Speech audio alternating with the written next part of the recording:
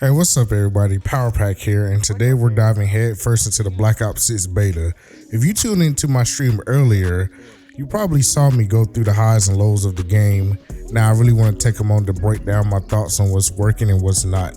Also, follow my Twitch, twitch.tv/PowerPack. That's where I'll be mainly streaming, but I mean, if you guys want to see me stream on YouTube, go ahead and comment down below. We're going to go into in-depth with the 3 pros and 3 cons, so you know exactly what to expect from this game before it officially drops. Let's not waste any more time, grab a snack, get comfortable, and let's get to it. Alright, I always like to start with the cons because it's important to be honest about what needs improvement, especially in the beta. The good news is that these things can still be fixed before launch, so let's break them down. First up, we're going to talk about the spawning system, and man, this is a big one. If you ever play any FPS game, you know how crucial good spawns are to the flow of the match. Unfortunately, in this beta, the spawns were kinda trash.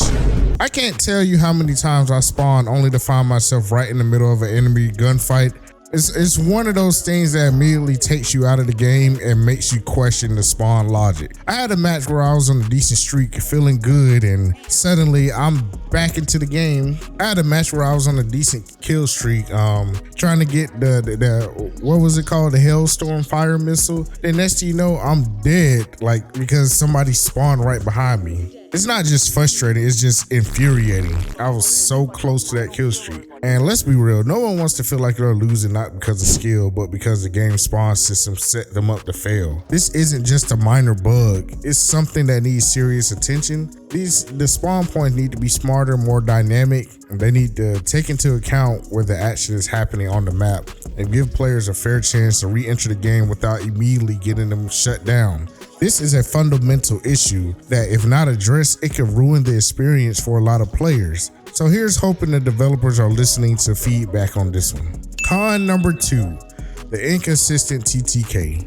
Now, for those who might be new to the term, TTK refers to the amount of time it takes to eliminate an enemy after you start shooting. In Black Ops 6, this seems to be all over the place, and that's a problem.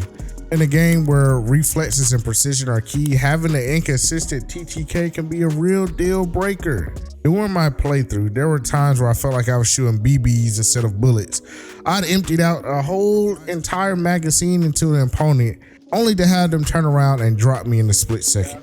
And then in the very next encounter, I managed to take someone down in just a couple of shots.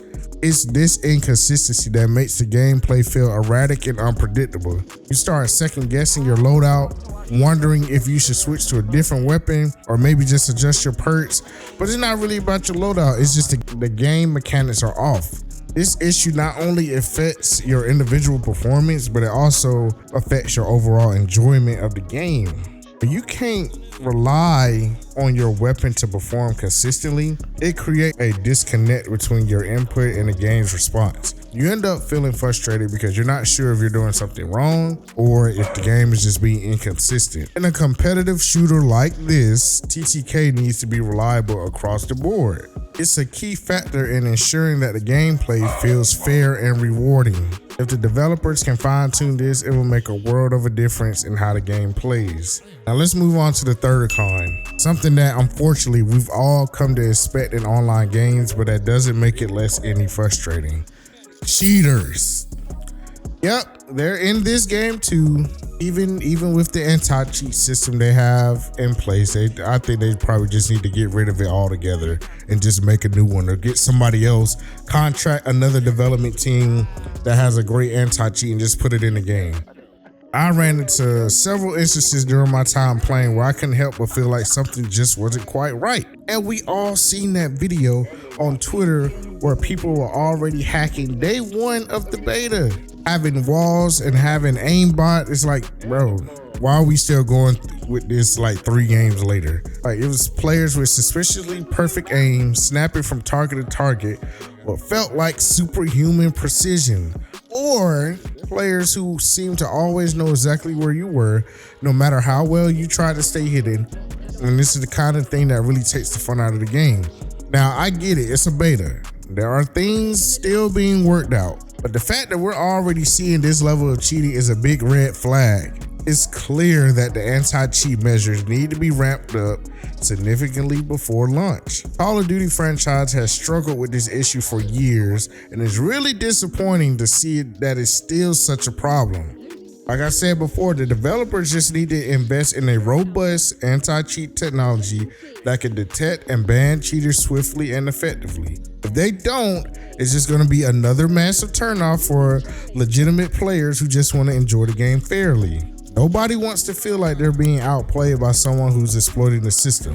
It not only ruins the match you're in, it also damages the overall integrity of the game. So here's hoping that they take this seriously for the third time and put measures in place to protect the player base.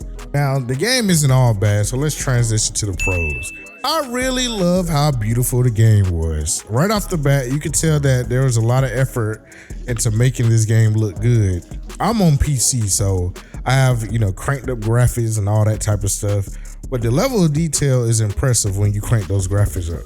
From the intricate textures on the weapons to the realistic lighting and shadows in the environments, each map feels distinct and alive, whether you're fighting in a dense or more open natural landscape. Like the color pops. I think that map was called Red or something with a D. The colors popped on that map, and it just gives a real sense of immersion as you move through the map. But it's just not about making the game look pretty. These graphics also enhance the gameplay.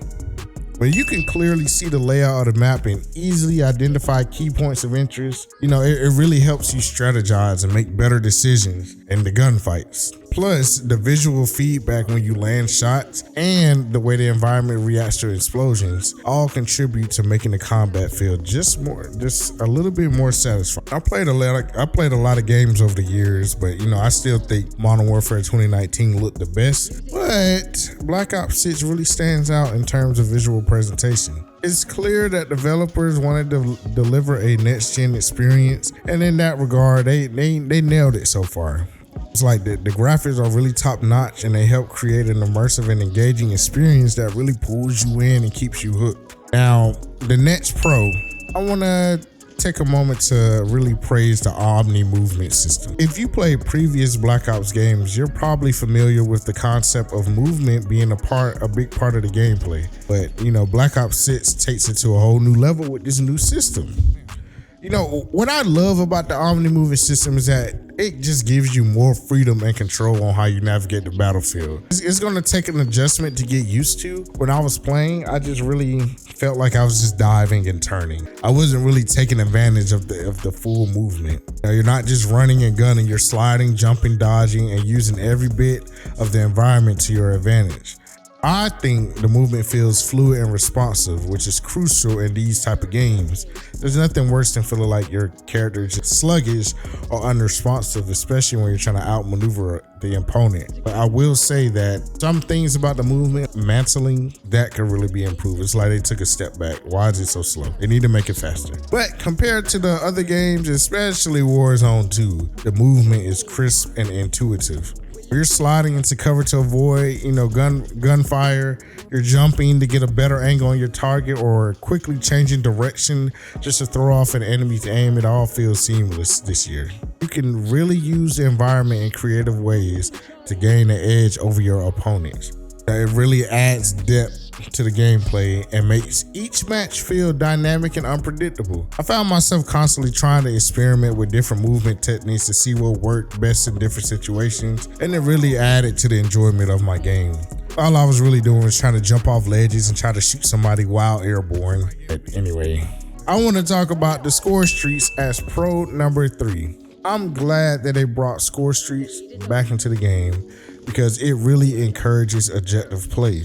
This is a big one for me because I always felt like focusing too much on kills can detract from the team aspect of the game. And in Black Ops 6, they really nailed the balance by making it so that playing the objective is actually the best way to rack up these score streaks. I wish they would loop. I wish I can add to the score as I'm killing, but it's just all about gun kills. Now, what I love about this change that it just really pushes players to engage with the game in a more meaningful way. Instead of just running around the map looking for kills, you're incentivized to capture flags, hold down the hard points, and support your team in other ways by getting assists. And when you do, you're rewarded with powerful kill streaks, and I can really appreciate that very, very much. I believe that Call of Duty is in a step in the right direction. I just wish that they'll just get this cheater crap under control.